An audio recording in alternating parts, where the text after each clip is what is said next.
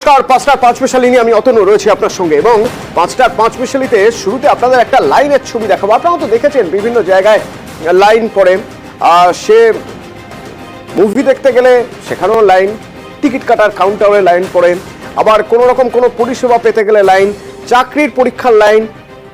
আপনাদের একটা লাইন দেখায় ইসলামপুরে, লাইনে দাঁড়িয়ে আছেন যে মানুষগুলো, সেই লাইনে দেখুন কত মানুষ লাইনে দাঁড়িয়ে আছেন, না সবাই অপেক্ষা করে রয়েছেন, মুখে হাসি।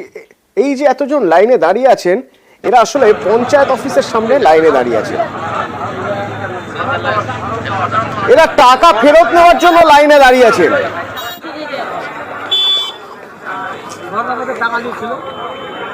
টাকা ফেরত নেওয়ার জন্য এরা লাইনে দাঁড়িয়ে আছেন। কিসের টাকা ফেরত, সে প্রসঙ্গে আসবো, তবে তার আগে আরেকটা ছবি দেখাই আপনাদের। টাকা সবাই ফেরত পাননি, যারা পাননি তাদের মধ্যে ক্ষোভ, এতটাই ক্ষোভ রাস্তার মাঝে গাছের গুড়ি পেতে বসে পড়লেন। কেননা যিনি টাকা দেবেন তিনি যেন ফিরে যেতে না পারেন।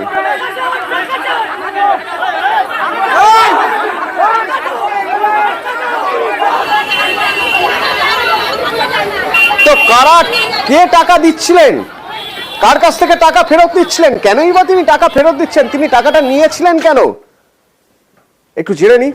আমার সঙ্গে রয়েছে চঞ্চল, সরাসরি একবার কথা বলবো। চঞ্চল, এই একটা লাইন দেখছিলাম আমরা, টাকা ফেরত নেওয়ার জন্য লোকে লাইনে দাঁড়িয়েছিলেন। তো কার কাছ থেকে টাকা ফেরত নেওয়ার জন্য লাইনে দাঁড়িয়েছিলেন, কিসের টাকা ফেরত দেওয়া হচ্ছিল?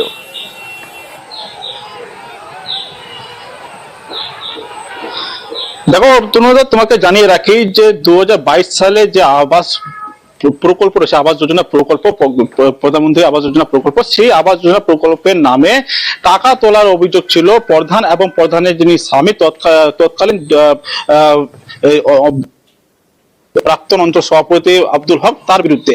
এবং প্রায় 2 বছর পেরিয়ে গেল, কিন্তু ঘর কিন্তু তারা পাননি, অর্থাৎ যে প্রাপকরা রয়েছে তারা কিন্তু ঘর পাননি। তারা কিন্তু বারবার প্রধানের কাছে দ্বারস্থ হয়েছিলেন, কিন্তু তারা কিন্তু প্রধান কিন্তু সেই টাকা কিন্তু ফেরত দেয়নি। এরপরে কিন্তু থানায় অভিযোগ এবং কি দলের যে উচ্চ পদস্থ নেতৃত্বরা রয়েছে তাদের কাছে অভিযোগ হয়, এবং অভিযোগের ভিত্তিতে কিন্তু 7ই সেপ্টেম্বর ওই যে কমলাগাঁও নুরি গ্রাম পঞ্চায়েতের প্রধান যে রয়েছে নুরি বেগম, তাকে কিন্তু দল থেকে তৃণমূল কংগ্রেস বহিষ্কার করে। এবং বহিষ্কারের পরে আজকে যেটা দেখা গেছে যে ওই প্রধান সেই গ্রাম পঞ্চায়েতে উপস্থিত হয়ে যেসব প্রাপকদের কাছ থেকে যে টাকা নিয়েছিলেন, যা অভিযোগ উঠে আসছে যে প্রায় 1200 প্রাপকদের কাছ থেকে কিন্তু টাকা। চঞ্চল একটু সঙ্গে থাকো।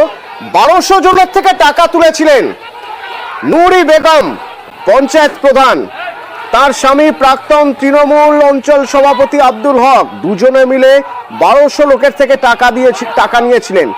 কেন টাকা নিয়েছিলেন? না টাকা দিলে নাকি বাড়ি পাওয়া যাবে, আবাস যোজনার বাড়ি পাওয়া যাবে।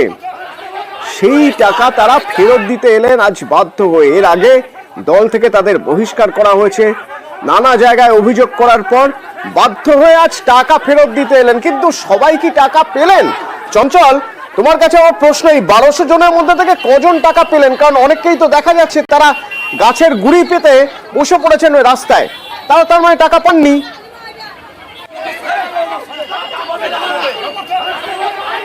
একদমই তারা টাকা পাননি, অর্থাৎ যে আজকে যে টাকা দেওয়া হয়েছে মাত্র 200 জন প্রাপকদের হাতে 10,500 টাকা করে ফেরত দেওয়া হয়েছে, যে কাটমানি বা তোলাবাজির নামে যে টাকা নেওয়া হয়েছিল।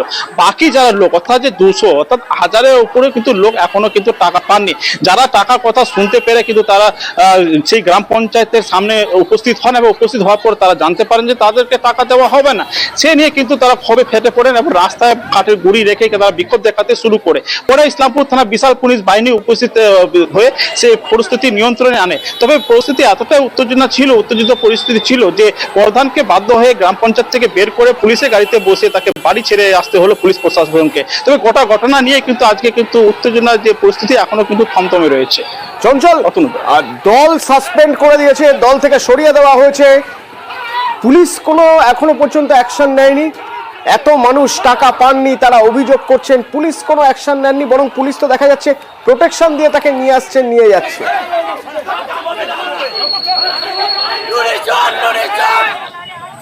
দেখো যিনি প্রধান রয়েছেন অর্থাৎ প্রধান যিনি রয়েছেন নুরি বেগম, তাকে কিন্তু দল থেকে বহিষ্কার করা হয়েছে। তবে প্রধানের পদে কিন্তু তিনি এখনো রয়েছেন। কিন্তু এই যে অনাস্থা ব্যাপার রয়েছে, যেটা জানা গেছে যে 2.5 বছর না হলে কিন্তু প্রধানের বিরুদ্ধে অনাস্থা নিয়ে আসা হবে না। তার কারণে কিন্তু বর্তমানে তিনি প্রধান রয়েছেন। তার পাশাপাশি তার যে স্বামীর বিরুদ্ধে যে অভিযোগ রয়েছে, যে দুর্নীতির অভিযোগ রয়েছে, আব্দুল হক প্রাক্তন অঞ্চল সভাপতি, তিনি কিন্তু ফেরার রয়েছেন এবং তার কিন্তু খোঁজ শুরু করেছে ইসলামপুর থানার পুলিশ। আচ্ছা, ধন্যবাদ চঞ্চল। নুরি বেগম টাকা নিয়েছে ওই দালালগুলোকে ছেড়ে দিয়ে, যে 10,000 টাকা করে যে তোমার ঘর হয়ে যাবে 15 দিনের ভিতরে। কিন্তু এখনো প্রায় কারো 1 বছর, কারো 6 মহিনা, কারো 9 মহিনা এরকম হয়েছে, কাউকে টাকা দেয়নি। তো ওরা 20,000 টাকা মাঙে, এখন 10,500 টাকা নিয়েছে, বাকি ঘর দেওয়ার পরে উগুলো টাকা নিবে। হ্যাঁ, তো এইগুলো বলে এখন ঘর নাই, এখন পাবলিক আমরা সবাই রুখে দাঁড়াচ্ছি, আমার ঘর দাও, আর না হয় আমার টাকা ফেরত দাও। ভাবুন, একজন পুরপ্রধান তিনি টাকা নিয়েছেন আবাস যোজনার বাড়ি পাইয়ে দেবেন বলে, এখন বাড়িও মেলেনি, টাকাও মেলেনি, মানুষগুলো যাবেন কোথায়? আবার ওদিকে দেখুন, মাল পুরসভার চেয়ারম্যান, তার বিরুদ্ধে অভিযোগ তৎসুপের। কত টাকা হতে পারে?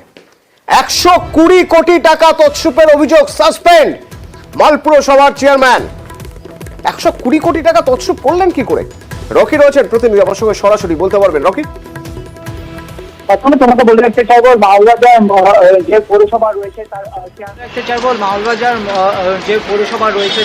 চেয়ারম্যান স্বপন সাহা, তার বিরুদ্ধে কিন্তু অভিযোগ যে সরকারি টাকা তৎসুপের, 1-2 টাকা নয়, 120 কোটি টাকা তৎসুপের অভিযোগ রয়েছে। আর এই ঘটনার পরে কিন্তু জেলা তৃণমূলের তরফ থেকে তাকে অনির্দিষ্টকালের জন্য সাসপেন্ড করা হয়েছে। অভিযোগ রয়েছে পানীয় জল প্রকল্প। ফোনে যোগাযোগ করা সম্ভব হচ্ছে রকির সঙ্গে? রকি, স্পষ্ট শুনতে পাচ্ছি না। স্বপন সাহা মাল পুরসভার চেয়ারম্যান সাসপেন্ড। রকি, 120 কোটি টাকার তছরূপ করলেন, কিভাবে করলেন, কতদিন ধরে করলেন?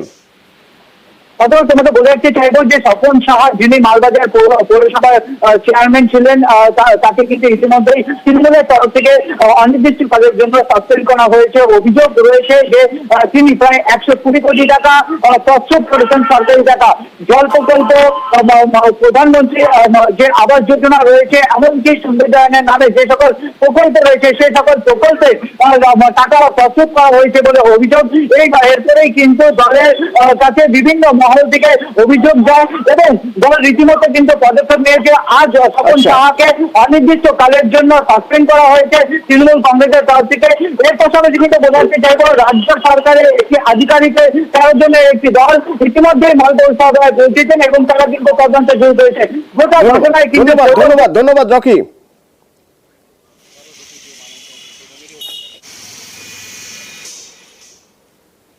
দল থেকে, তৃণমূল কংগ্রেস থেকে তাকে নিলম্বিত করা হয়েছে। মাল পৌরসভার যে আভ্যন্তরীণ কিছু কাজকর্মের অনিয়ম সংক্রান্ত এরকম বিভিন্ন অভিযোগ এবং বিচারাধীন, মানে উচ্চ আদালতে এরকম কিছু মামলা যেটা চলছে, আর তাতে দলীয় ভাবমূর্তি যেটা সেটা নষ্ট হচ্ছে। এটা প্রত্যাশিতই ছিল। আমরা দীর্ঘদিন ধরে দাবি করে আসছিলাম দুর্নীতিগ্রস্ত পৌরসভা মাল পৌর প্রশাসন, দুর্নীতিতে ভরে গেছে মাল পৌর প্রশাসন। হাউজিং ফর অল নয়, জেলা পরিষদের জমিতে অবৈধ নির্মাণ, বিভিন্ন জায়গায় অবৈধ নির্মাণ, দোকানঘর বিলি বন্টন, একাধিক ইস্যু আছে। আমরা চাই এর শেকড়, এই দুর্নীতি শেকড় কোথায় কোথায় গেছে সেগুলো তদন্ত করে বের করে নিয়ে এসে উপযুক্ত শাস্তি দিক দোষীদের।